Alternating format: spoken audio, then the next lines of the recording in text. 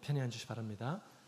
강사님 나오셔서 말씀 증가하실 때 경청하시고 크신 은혜 받으시길 원합니다.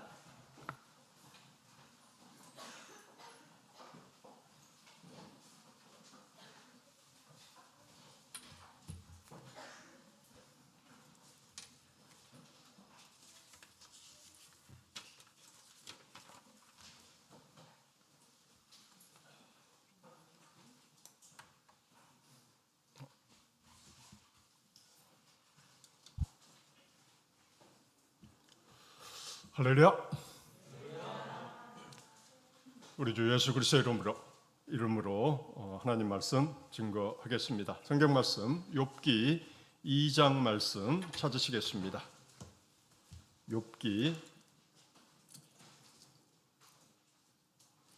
2장 1절로 13절까지 말씀, 우리 같이 읽겠습니다. 시작. 또 하루는 하나님의 아들들이 와서 여호와 앞에 서고 사단도 그들 가운데 와서 여호와 앞에 서니 여호와께서 사단에게 이르시되 네가 어디서 왔느냐? 사단이 여호와께 대답하여 가로되 땅에 두루 돌아 여기저기 다녀왔나이다. 여호와께서 사단에게 이르시되 네가 내 종 욥을 유의하여 보았느냐? 그와 같이 순전하고 정직하여 하나님을 경외하며 악에서 떠난 자가 세상에 없느니라. 네가 나를 격동하여 까닭없이 그를 치게 하였어도 그가 오히려 자기의 순전을 굳게 지켰느니라. 사단이 여호와께 대답하여 가로되 가죽으로 가죽을 바꾸오니 사람이 그 모든 소유물로 자기의 생명을 바꾸올지라. 이제 주의 손을 펴서 그의 뼈와 살을 치소서. 정령이 대면하여 주를 욕하리이다. 여호와께서 사단에게 이르시되 내가 그를 내 손에 붙이노라. 오직 그의 생명은 해하지 말지니라. 사단이 이에 여호와 앞에서 물러가서 욥을 쳐서 그 발바닥에서 정수리까지 악창이 나게 한지라. 욥이 재 가운데 앉아서 기와 조각을 가져다가 몸을 긋고 있더니 그 아내가 그에게 이르되 당신이 그래도 자기의 순전을 굳게 지키느뇨? 하나님을 욕하고 죽으라. 그가 이르되 그대의 말이 어리석은 여자 중 하나의 말 같도다. 우리가 하나님께 복을 받았은즉 재앙도 받지 아니하겠느뇨? 하고 이 모든 일에 욥이 입술로 범죄치 아니하니라. 거기까지 읽겠습니다. 지난 시간에 사탄이 하나님께서 복을 그렇게 주시니까 재산도 많이 주시고 그러니까 하나님을 섬기는 거 아닙니까? 이 모든 것이 다 없어진다면 아마 태도가 싹 변할 겁니다. 그래서 하나님께 등을 돌리고 하나님을 원망한다든지 그리고 저주한다든지 이렇게 될 것입니다. 이렇게 얘기를 했습니다. 그러냐? 그러면은 네가 네 뜻대로 해봐라 해서 어떤 일이 일어났습니까? 하루아침에 모든 재산이 없어지고 또 그의 10자녀가 하루아침에 죽는 엄청난 끔찍한 일이 일어나게 되었던 것이죠. 그래서 사탄은 생각했을 겁니다. 이 정도면 너는 이제 완전히 미쳐버리거나 완전히 쓰러져 버리거나 어쨌든 하나님께 대한 믿음을 싹 버리게 될 것이다. 이렇게 기대를 했는데 결과는 어떻습니까? 전혀 그렇지 않았다는 거죠. 주신 분도 여호와시고 그러니까 가져가시는 분도 여호와시다. 하나님이 주인이신데 줬다가 가져가시는 것 이건 당연한 거 아니냐. 이제 이러한 그 자세로 그 시험을 이기는 결과가 나왔습니다. 그러니까 다시 모였을 때 하나님께서 네가 나를 격동시켜서 그렇게 했는데 어떠냐? 욥이 그 순전함을 보이지 않았느냐? 사실 할 말이 없었죠. 그런데 사탄은 또 하나의 말을 준비하고 있었던 것이죠. 그 재산을 빼앗고 그 자녀들이 죽은 것은 그가 직접 받는 그런 고통은 아닙니다. 직접 그의 몸을 쳐서 자기가 직접 고통을 느끼도록 이렇게 한다면 다를 것입니다. 이렇게 얘기를 했죠. 그러니까 하나님께서 또 그 시험을 허락하시고 그러나 그의 생명은 건들지 마라. 이렇게 말씀하셔서 사탄이 어떻게 합니까? 다시 공격을 하죠. 온몸에 악창이 나게 했다. 악창. 어떤 사람은 이게 납병이 아니냐, 백혈병이 아니냐, 뭐 이런 식으로 여러 가지 짐작을 합니다. 그런데 어쨌든 심각한 병인 것만은 사실인 것이죠. 그래서 그 욥기 안에 있는 이 욥의 그 어떤 괴로움을 이것 때문에 겪었는가 하는 것을 우리가 살펴보면 어느 정도의 고통이 있었는지를 알 수가 있습니다. 3장 24절을 보면은 이렇게 말하고 있습니다. 나는 먹기 전에 탄식이 나며 나의 앓는 소리는 물이 쏟아지는 것 같구나. 앓는 소리가 물이 쏟아지는 것처럼 계속 신음소리가 계속 날 수밖에 없는 고통이었다. 7장 5절을 보면은 내 살에는 구더기와 흙조각이 의복처럼 입혔고 내 가죽은 합장되었다가 터지는구나. 내 살에는 구더기와 흙조각이 있다. 구더기가 막 생긴다는 겁니다. 그리고 내 가죽은 합쳐졌다가 다시 또 터지고 뭐 그러기를 반복하더라는 거죠. 그리고 30장 16절에서 17절을 보면은 이제는 내 마음이 내 속에서 녹으니 환난 날이 나를 잡음이라. 밤이 되면 내 뼈가 쑤시니. 원래 아픈 증상이 밤이 되면 더 심해진다고 합니다. 밤이 되면 내 뼈가 쑤시는데 내 몸의 아픔이 쉬지 않는다. 이렇게 말하고 있습니다. 그리고 30장 30절을 보면 내 가죽은 검어져서 떨어졌고 내 뼈는 열기로 인하여 탔구나. 엄청난 그런 열이 막 올라왔던 것 같습니다. 그래가지고 이 피부가 검게 변해버렸다는 거죠. 그리고 내 뼈도 그 열로 인해서 막 타는 것 같이 그런 고통을 내가 받았다 하는 것입니다. 정말 엄청난 그런 고통 가운데 있게 되었던 것입니다. 사탄은 사람들이 하나님을 섬기는 것은 뭔가 재물의 축복도 주고 자녀의 축복도 주고 모든 것이 또 형통하게도 되고 또 건강에도 이렇게 해주기 때문에 이제 하나님을 섬기고 믿는 것이다. 그런데 그걸 싹 뺏어간다면 분명히 완전히 돌이켜서 오히려 하나님을 욕하고 저주하고 이렇게 될 것이라고 사탄은 주장합니다.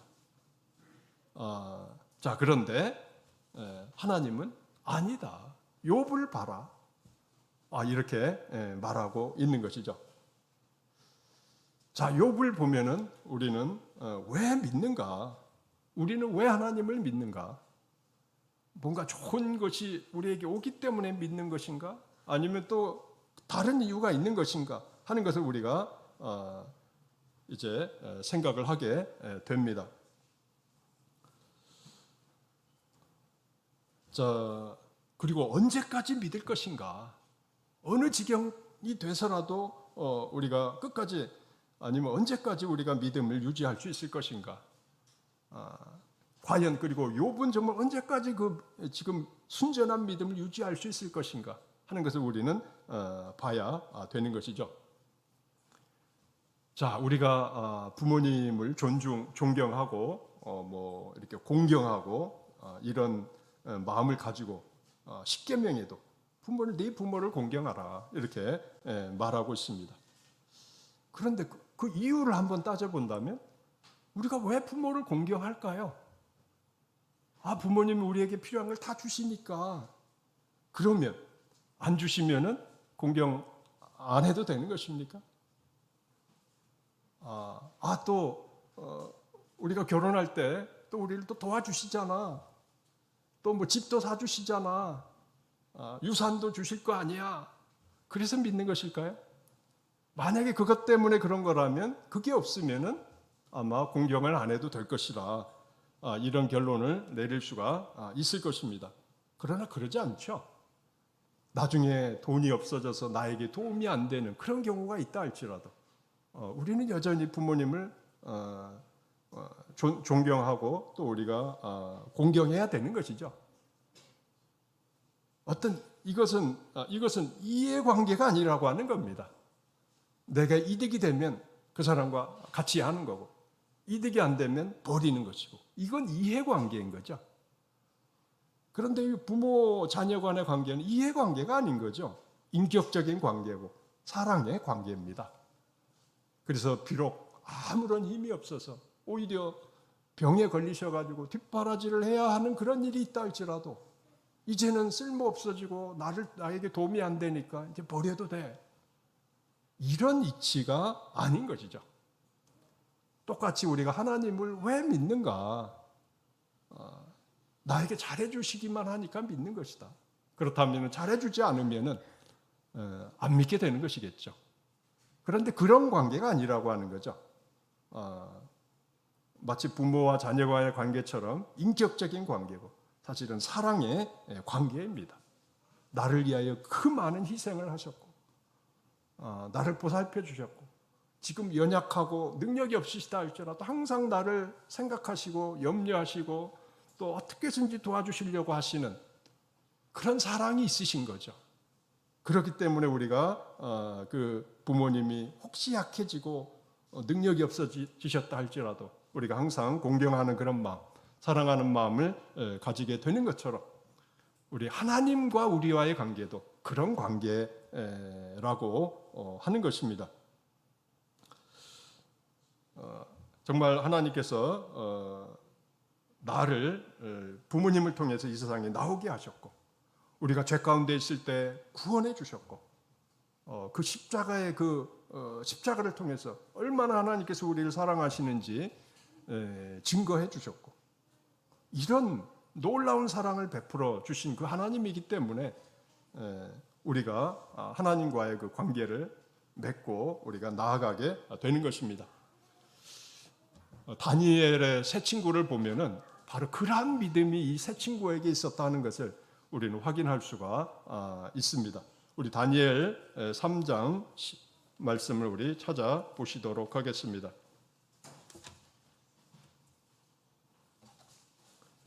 다니엘 3장 16절에서 18절 말씀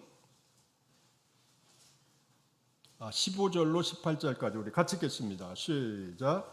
이제부터라도 너희가 예비하였다가 언제든지 나팔과 피리와 수금과 사명금과 앙금과 생황과 및 모든 악기 소리를 듣거든 내가 만든 신상 앞에 엎드려 절하면 좋거니와 너희가 만일 절하지 아니하면 즉시 너희를 극렬히 타는 풀무 가운데 던져 넣을 것이니 능히 너희를 내 손에서 건져낼 신이 어떤 신이겠느냐. 사드락과 메삭과 아벳느고가 왕에게 대답하여 가로되 느부갓네살이여 우리가 이 일에 대하여 왕에게 대답할 필요가 없나이다. 만일 그럴 것이면 왕이여 우리가 섬기는 우리 하나님이 우리를 극렬히 타는 풀무 가운데서 능히 건져내시겠고 왕의 손에서도 건져내시리이다. 그리 아니하실지라도 왕이여 우리가 왕의 신들을 섬기지도 아니하고 왕의 세우신 금신상에게 절하지도 아니할 줄을 아옵소서. 느부갓네살 왕이 만든 그 우상을 섬기지 않으면 너희들은 다 죽는다. 그것도 완전히 불 속에 던져가지고 끔찍하게 죽을 것이다. 이렇게 위협을 했을 때 이 다니엘의 세 친구는 하나님께서 우리를 건져내실 수 있습니다. 그런 능력이 있으십니다. 그런데 혹시 그러지 않는다 할지라도 하나님께서 능력이 없어서가 아니라 하나님의 다른 뜻이 있어서 우리를 구해주지 않으시고 그냥 죽게 하신다 할지라도 우리는 왕의 세우신 금신상에게 절하지도 아니할 줄을 아십시오. 그리 아니하실지라도, 안전하게 보호를 안 해주신다 할지라도, 나를 살려주지 않고 혹시 죽는 가운데 그냥 두신다 할지라도 우리는 그 하나님을 떠나지 않을 것입니다. 그리고 우상을 섬겨서 하나님을 배신하는 그런 일은 없을 것입니다. 왜? 이해관계가 아니기 때문입니다. 뭐 주고받는, 나를 이렇게 살려주시니까 내가 믿는 거고, 그러지 않으면 안 믿는 거고, 이런 관계가 아니더라고는 거죠. 정말 깊은 사랑의 관계, 그런 그 관계 안에 있다고 하는 것이죠. 참 놀라운 그런 그 믿음의 단계를 우리는 여기서 보게 됩니다. 자, 지금 그 욥도 엄청난 그런 어려운 가운데 있습니다. 남의 고통스러운 것을 보고 듣는 것보다도 내가 고통스러운 이게 더 극심한 것이죠. 그런데 지금 자기가 엄청난 그런 그 고통 가운데 있습니다. 게다가 옆에서 자기를 잘 보살펴 줬던 그 욥의 아내도 이제는 거기서 이 사탄의 공격에 거꾸러지고 말았습니다. 그러면서 이제 뭐라고 했습니까? 이제까지 이렇게 됐는데도 당신이 당신의 믿음을 지키느냐?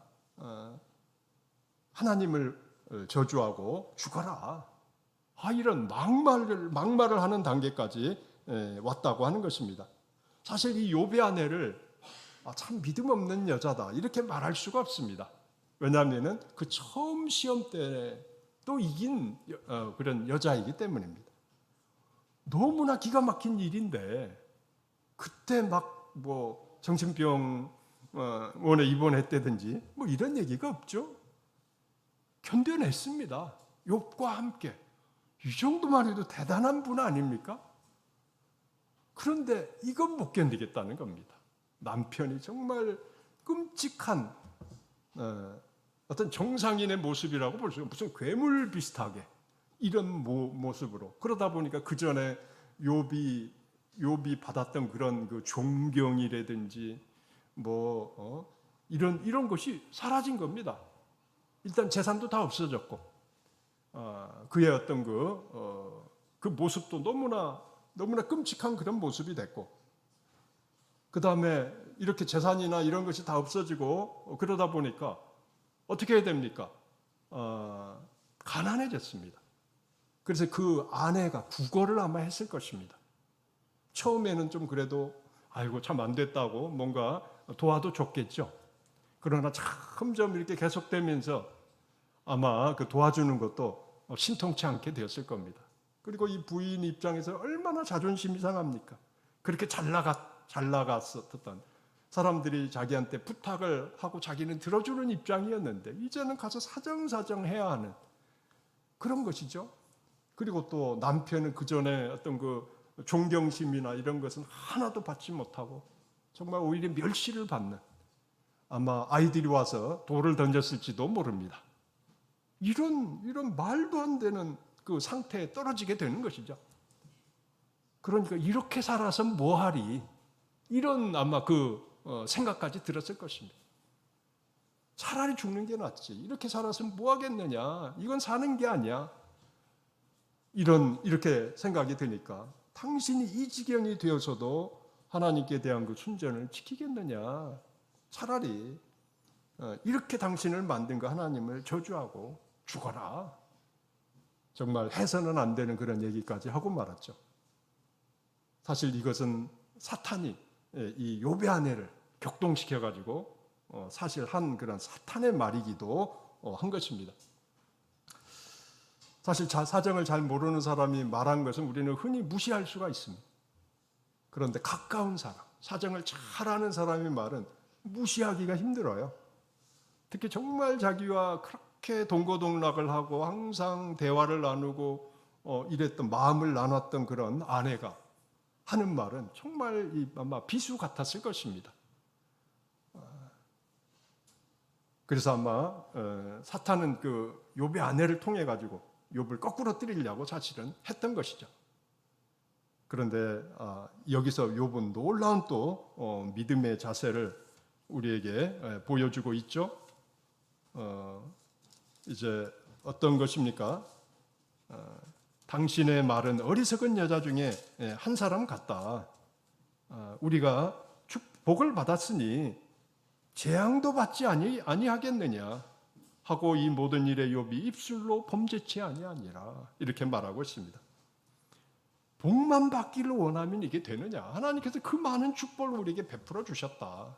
그런데 지금 잠깐 우리를 이렇게 어렵게 하시는데 복 받을 때는 좋다고 하나님께 감사하고 찬송하고 그러다가 이렇게 조금 어려움이 오니까 싹 돌아서서 이렇게 하나님을 저주하고 죽는 이런 그 행동을 한다면 이게 무슨 행동이냐 이런 말을 한 것이죠.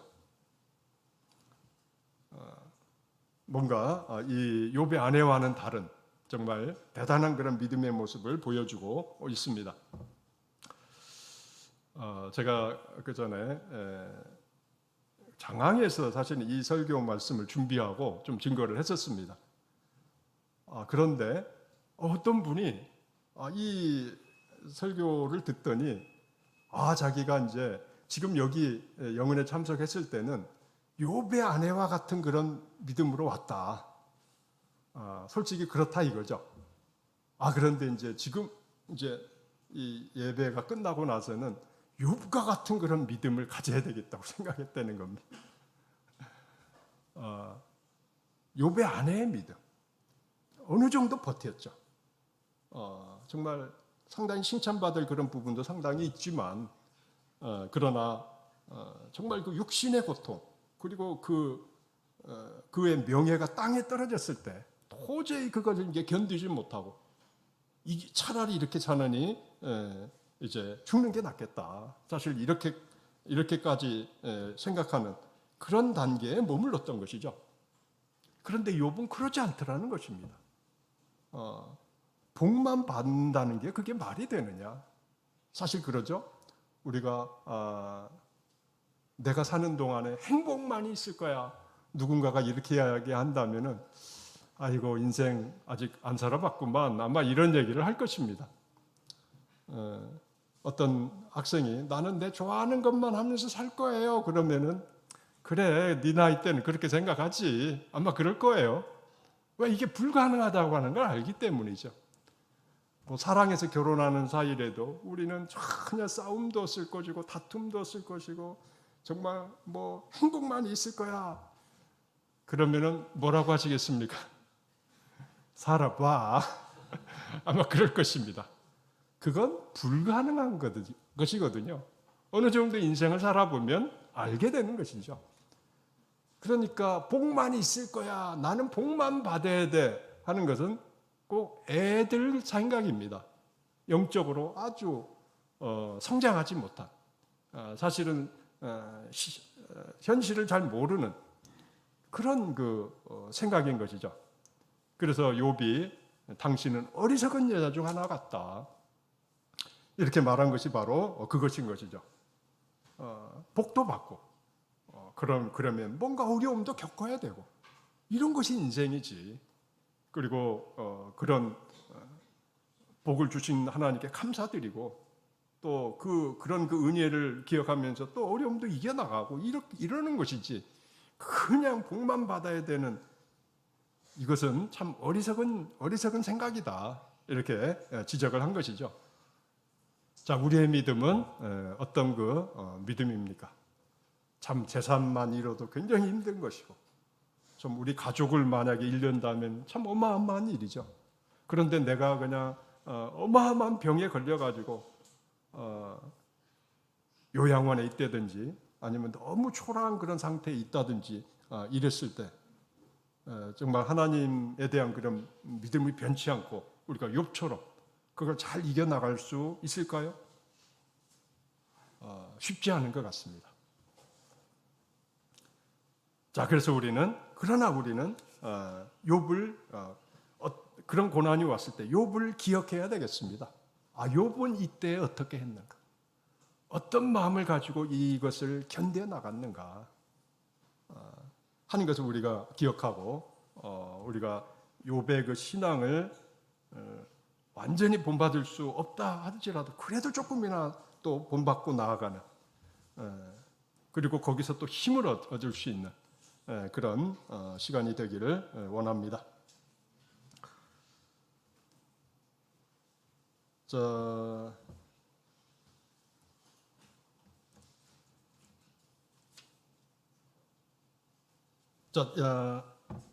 사탄은 이제 욥의 아내를 통해서 뭐라고 말하고 있습니까? 이렇게 빼앗기고도 믿느냐?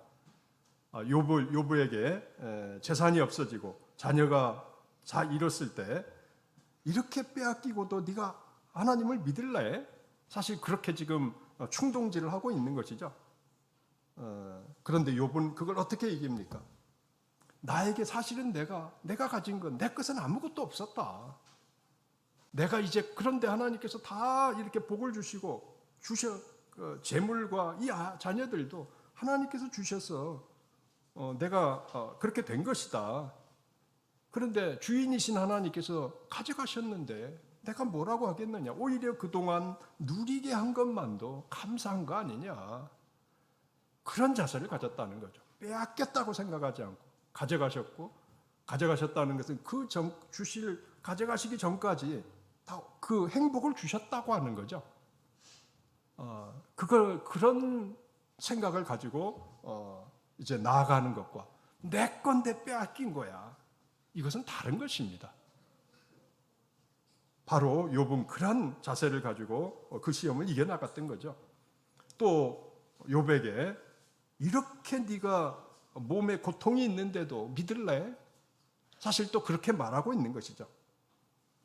그때 욥은 왜 어떻게 축복만 받을 수가 있느냐? 축복을 이렇게 받았으면 또 우리가 어려움도 당해야 되는 거 아니냐? 이런 자세를 가지고 있었다고 하는 거죠. 이제까지 건강을 주신 것만 해도 얼마나 감사한 일이냐? 주신 것을 기억하면서 감사할 줄 아는 그런 자세. 이것이 그 고난을 이기고 불평이 아니라 오히려 그 가운데 감사의 말이 나오게 된 그 원동력이었다는 거죠. 그런데 사탄은 그게 아닙니다. 자꾸 빼앗겠다고 생각하게 하고 빼앗겼으니까 원통하지 않느냐. 이제는 그 믿음을 이제 버려도 되지 않느냐. 이런 식으로 자꾸 이렇게 말하고 있다고 하는 것이죠. 자, 그런데 하나님께서 특별히 이렇게 육신의 고통을 주실 때는 또 특별한 뜻이 있기도 합니다. 어떤 그 목자님이 굉장히 건강한 목자님이 있으셨습니다. 그런데 너무 건강하셔가지고 아픈 적이 별로 없으세요. 그런데 그 사모님이 그러시더라고요. 사모님이 이 양반은 좀 아파봐야 된다고. 아파봐야 된다. 아니 세상에 남편을 아파봐야 된다고 하는 게 이게 무슨 얘기냐. 깜짝 놀랐었습니다. 그랬더니 너무 건강하니까 아픈 사람 사정을 모른다는 겁니다. 아픈 사람 사정을 몰라가지고 왜 그런 거 가지고 이렇게 그냥 쩔쩔매고 뭐 걸핏하면 뭐 입원하고 이런지 모르겠다고 쉽게 얘기를 하더라는 거예요. 그래가지고 아파봐야 된다고. 그래야 그런 말 함부로 안 한다고. 너무 건강하다 보니까 아픈 사람 사정을 모르는 겁니다. 아파봐야 이렇게 고통스럽구나. 이런 어려운 점이 있구나. 이걸 이제 알게 되는 거죠. 그래서 어떤 그 다른 사람에 대한 어떤 이해, 동정심 이런 것이 이제 나오게 되는 것이죠. 그리고 정말 아픈 사람을 도울 수 있는 사람은 건강한 사람이 아닙니다. 어떤 사람이 도울 수 있을까요? 아파본 사람입니다. 아파본 사람이 그 사람을 정말 도울 수 있는 사람입니다. 왜? 어떤 고통이 임하는지를 압니다. 또 어떻게 해야 조금 상태가 좋아지고 무엇이 필요한지를 아는 사람인 것이죠. 그러지 않으면 모릅니다. 나는 뭐 그런 적이 없어요. 그러니까 왜 저렇게 그냥 빌빌대는 거야? 뭐 저렇게 골골골 좀 어때 신통찮네. 이런 생각만 쉽게 하는데 사실 그런 게 아닌 것이죠. 자, 그래서 하나님께서는 우리에게 적당한 그런 육신의 고통도 우리에게 허락하셔서 겸손하게 하시고 또 다른 사람의 심정도 알게 하시고 또 그걸 그 사람을 도울 수도 있는 사람이 되도록 이끌어 주시는 것 같습니다. 또 특별히 하나님께 기도하라는 그런 의미가 또 있기도 합니다. 그 기도를 통해서 하나님의 또 놀라운 역사를 능력을 체험하게 하시는 경우가 많다는 것이죠. 그와 관련된 연관된 그런 간증 하나를 소개해드리고자 합니다. 남원교회에 임신택 집사님이라는 분이 있습니다. 저하고 나이가 같습니다. 그런데 32살 때 예배 중에 갑자기 쓰러지셨습니다. 그래서 사람들은 혹시 졸다가 이렇게 쓰러진 거 아닌가 이런 생각을 하셨다고 합니다. 그런데 기절을 하셨어요. 그래서 그 다음날 봤더니 이제 꼼짝을 못 하시는 겁니다. 그래서 병원으로 가서 또 이제 청진기를 대는데 또 기절을 해버렸습니다. 그래서 이제 막 검사를 이제 하니까 균이 있는 거예요. 그래서 급성 골수성 백혈병이라고 하는 그런 진단이 나왔습니다. 백혈병이었던 겁니다. 그런데 이게 얼마나 심각한 그런 병인지 모르고 우리 집사님하고 그 다음에 그 부인은 이건 치료하면 낫는 것이겠건 이렇게 생각을 했답니다. 그래서 이제 대학병원에 옮겨가지고 입원을 했는데 의사들이 아주 절망적인 표정을 짓더라는 것입니다. 그러면서 이거 안 됐다고 희망이 없다는 겁니다. 하루아침에 그냥 희망 없는 그런 존재가 되어 버렸던 것이죠. 그리고 아무리 약물 치료를 해도 균이 다 안 죽더라는 거예요. 계속 남아있는 겁니다. 4차례 치료를 받았는데 항암제가 듣지도 않고 열이 막 40도로 막 올라가더라는 겁니다. 그래서 그 열을 내리기 위해서 얼음 위에 막 사람을 막 굴리기도 했답니다. 강제로 막 열을 떨어뜨리기 위해서. 그리고 이제 균이 들어가면은 그걸 어떻게 공격할 수 있는 그런 것이 없기 때문에 과일도 막 삶아서 먹어야만 했답니다. 음식, 과일까지 다 삶아서 균이 없어야 되는 거예요. 이렇게 그리고 음식물을 먹으면 모두 토하고 약물도 뭘 먹으면 10분에 또 토해버리고 이렇게 그냥 상태가 좋아질 줄을 모르더라고 하는 거죠. 그래서 의사가 이제 언제 죽을지 모르니까 상태를 잘 보라고 그래서 아침에 일어나면 손부터 잡아봤답니다. 차가운지 따뜻한지 그리고 코에도 이렇게 대보고 숨을 쉬는지 안 쉬는지 이 정도로 아주 위중한 그런 상태에 있었다고 하는 거죠. 그래서 왜 신앙생활도 열심히 했는데 왜 이런 일이 일어나나 이런 생각을 하고 그리고 이제 전국적으로 기도 부탁을 하고 또 이제 그 본 교회에서는 금식 기도를 했었다고 합니다. 그런데 치료비도 많이 들어서 10일 치료하는데 120만 원. 옛날이니까 지금은 더 하겠죠. 그것도 치료가 끝나면 바로 돈을 줘야지 치료가 계속되지. 그러지 않으면 치료도 안 해준답니다. 그래서 막 계속 들어가는 거예요. 돈은 막 돈대로 들어가고 그래서 집도 팔려고 내놨답니다. 언제 이 치료가 끝날지 모르니까 어쨌든 사람은 살려야 된다 해가지고 집을 내놓고 그 정도로 이제 최선을 다하고 있었는데 의사는 아주 절망적인 말만 하더라는 거죠. 다른 환자들한테는 기적이라는 게 있으니까 잘 치료를 받으면은 나을 수도 있다고 이렇게 희망을 주는데 남편한테는 그런 얘기를 하나도 하지 않더라고 하는 것이죠.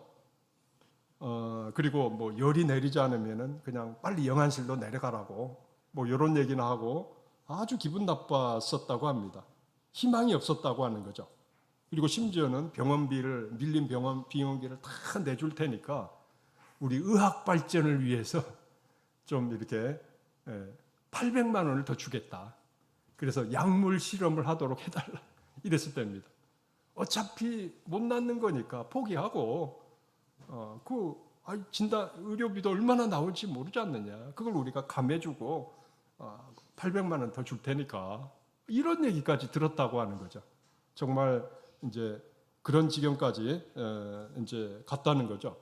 그래가지고 이거 정말 이제는 하나님밖에 의지할 것이 없다.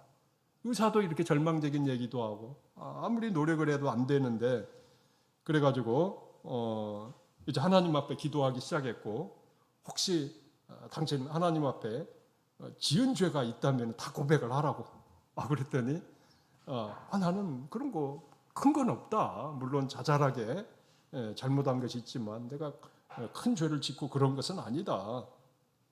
그러니까 이거 하나님께서 기적을 보이시기 위해서 이러는가 뭔가 기도하라는 그런 뜻이 있는 것 같다 하는 것을 이제 깨닫게 된 겁니다. 그래서 정말 열심히 이제 기도를 했고 병원에서는 이제 뭐 가능성이 없다고 하고 안 돼요 또 치료가. 그래서 이럴 바에는 퇴원을 하겠다.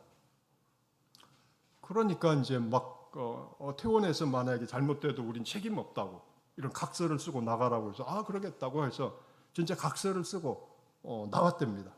나와가지고 이제 교회에서 기도하면서 또 안정을 취하면서 이렇게 이제 생활을 하게 됐던 것이죠. 그래서 정말 생각을 해보니까 정말 의지할 것은 하나님밖에 없구나. 이 세상에 그 의술로나 이런 것도 안 되고 그러나 하나님께서는 능력이 있으시니까 정말 그 하나님 앞에 온전히 이제 의지하는 열심히 기도하는 그런 생활을 이제 하게 되었던 것이죠. 그런데 같이 입원했던 그런 사람들은 거의 2년 안에 거의 다 사망을 했답니다. 좀 가능성이 있다고 하는 사람들도. 그런데 자기는 점점 좋아지는 거예요. 점점 좋아지고. 그래서 이제 계속 이제 병원 가서 보면은 점점 좋아지는 겁니다. 병원에서도 놀랬답니다. 이게 어떻게 된 것이냐. 그리고 같이 막 병실 안에 있던 사람들이 거의 다 죽었답니다. 그래가지고 문상을 다녔대요. 문상을. 그래가지고 우리 같이 있었는데 나는 멀쩡하다는 걸 보고서 사람들이 안 믿었답니다. 어떻게 그럴 수가 있느냐. 진짜 하나님의 놀라운 그런 기적이 따랐던 것이죠. 그리고 퇴원 후에 2년 동안 균이 전혀 없게 되고 그러니까 의사가 당신은 한 5년 정도는 더 살 것 같다. 이렇게 얘기를 해줬다고 합니다. 그런데 5년만 더 산 게 아니라 지금도 살아계십니다. 지금도 여전히 잘 살아 계십니다. 자, 그걸 통해서 하나님의 기적을 체험하게 된 거죠. 그래서 정말 그런 일이 아니었으면 그렇게 간절히 기도했을까요? 그럴 수가 없었던 것이죠. 그런데 이게 세상의 의술로도 안 되고 그렇구나. 정말 하나님을 온전히 의지해야 되겠다. 기도하게 됐고 그 기도의 결과 하나님의 놀라운 그 은혜를 체험하게 되고 그 이후의 삶은 정말 감사의 삶인 것이죠. 다른 사람은 다 이제 죽었는데도 하나님께서 나를 여전히 살려주시고 이렇게 건강하게 해주시니 얼마나 감사하냐. 그래서 KBS입니까? 거기 인간 시대에서 촬영하자는 그런 제안이 들어왔을 때입니다. 그런데 이분이 워낙 좀 그런 나서서 얘기하는 것을 싫어하세요. 그래가지고 그런 거 안 한다고. 그래서 결국 무산이 됐답니다. 참 안타깝더라고요. 그걸 좀 찍으시지. 그러면 아주 생생한 게 좀 나왔을 텐데, 그게 좀 아쉽긴 합니다. 어쨌든 지금도 살아계시니까 혹시 궁금한 점 있으시면 연락을 하셔서 한번 그 자세한 내용을 들으시면 좋을 것 같습니다. 아주 산 증인이신 것이죠. 자, 하나님께서 우리가 원치 않는 그런 그 질병과 고통을 주실 때는 뜻이 있는 경우가 상당히 있다는 것이죠. 결국 우리가 유익한 존재가 될 수 있도록 우리가 하나님 앞에 더 큰 그런 믿음을 가지고 나아갈 수 있도록 하는 그런 큰 뜻도 있다고 하는 것입니다. 자, 그래서 욥은 아마 이렇게 얘기를 했을 겁니다. 이제까지 건강을 주신 것만 해도 감사하다. 그런데 내가 어찌 복만 받고 그리고 또 조금의 이런 어려움과 고통을 받는다고 확 돌아서 가지고 하나님을 저주하고 죽으라는, 이건 말도 안 되는 그런 소리다 하면서 그것을 그런 태도를 이제 배척을 했던 것이죠. 이게 욥의 자세였습니다. 우리에게 그런 소리가 들렸을 때 우리는 누구의 말을 따라야 되겠습니까? 우리는 하나님을 바라보고 나아가야 되는 것이죠. 사람의 말이 아니라, 아무리 가까운 사람, 아무리 전문가의 말이라 할지라도 이제 그 사람의 말이 아니라 하나님의 약속과 하나님의 능력을 바라보고 나아가는, 그리고 혹시라도 내가 이것으로 인해서 고통이 계속된다 할지라도 나에게 은혜 주신 이것만 해도 난 너무나 감사하다, 이런 자세를 가지고 우리가 나아갈 줄 알아야 되겠습니다. 자, 그리고 하나님께서는 영원한 축복과 건강도 주신다고 약속하셨죠. 사실 이 세상에서의 어떤 건강은 일시적인 것입니다. 영원합니까? 끝까지 아무런 병도 없이 그냥 건강하게 사시다가 갑자기 그냥 자는 것처럼 이 세상을 떠날 수 있을까요? 다 어차피 나이가 들면 다 병자가 됩니다. 그리고 나이가 들면 다 장애인이 된다고 합니다. 왜 그렇습니까? 장애인은 불편한 것이 장애인인 것이죠.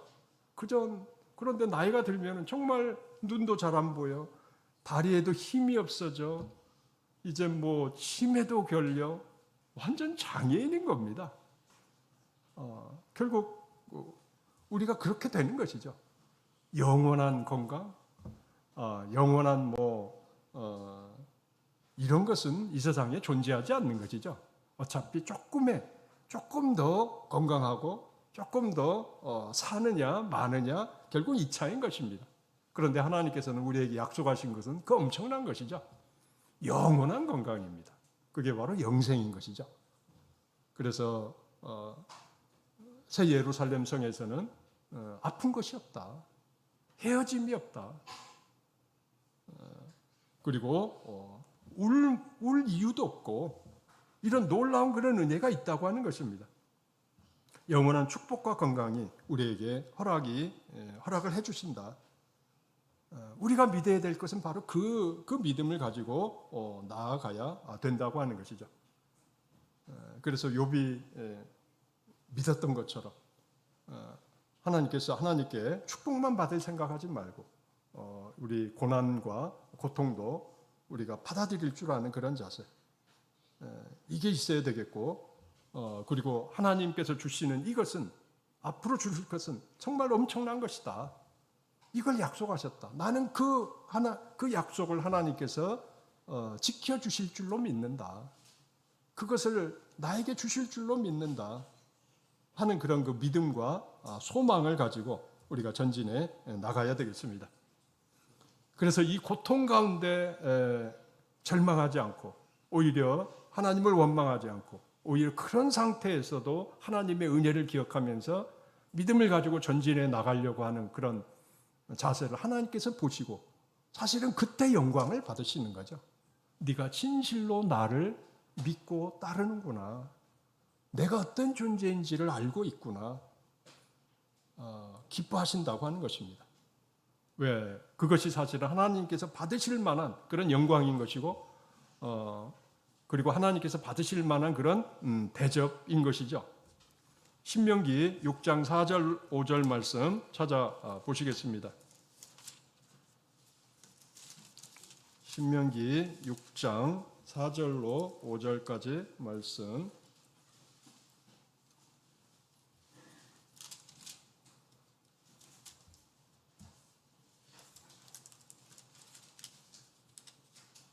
신명기 6장 4절로 5절 같이 읽겠습니다. 시작.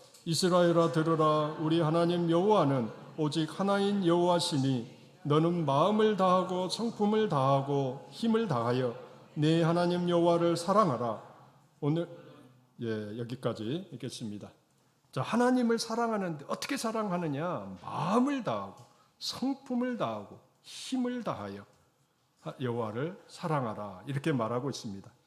여기서 다른 것은 이해가 되는데 성품을 다하고는 뭘까? 제가 의문이 좀 들었습니다. 그래서 요즘 그 번역된 성경이 많이 있죠.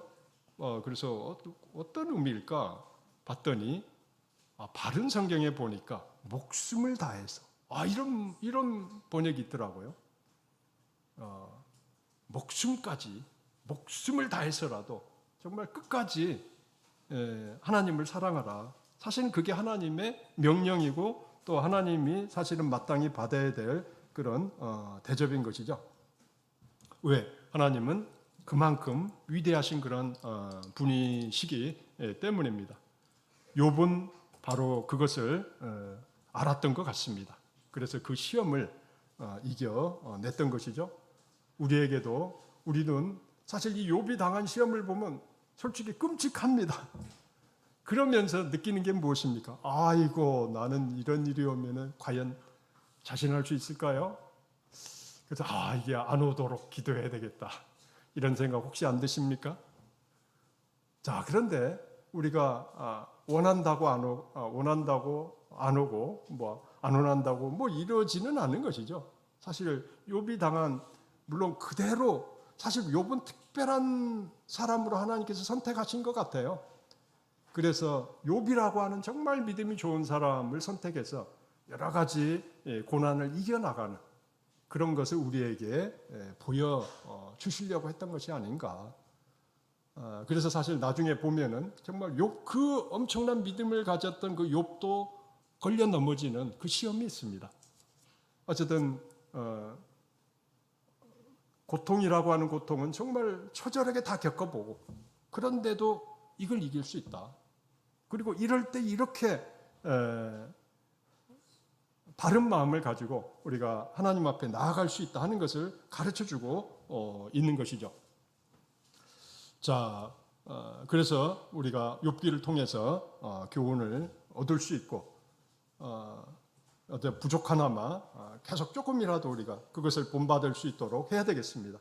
그리고 정말 내가 견디지 못할 그런 어려움과 고통이 임했을 때 우리는 욥기를 좀 보시기 바랍니다. 다시 한번 욥기를 보면서 욥이 당한 그 고통에 비해서 우리는 사실은 그거보다는 훨씬 약한 경우가 많을 것입니다. 그래서 우리는 거기서 좀 위로를 받고 그래 욥도 이겨나갔는데 그래 나도 좀 힘을 더 내보자 이렇게 격려를 받는 그런 귀한 시간을 우리는 욥기를 통해서 배우게 되기를 원합니다. 다음 시간에는 사실 욥이 그렇게 잘 이겨나갔던 욥이 결국은 실족합니다. 그것은 그만큼 어렵다고 하는 거죠. 그것이 무엇인지를 한번 우리 살펴보시도록 하겠습니다. 다 같이 묵도 드리시겠습니다.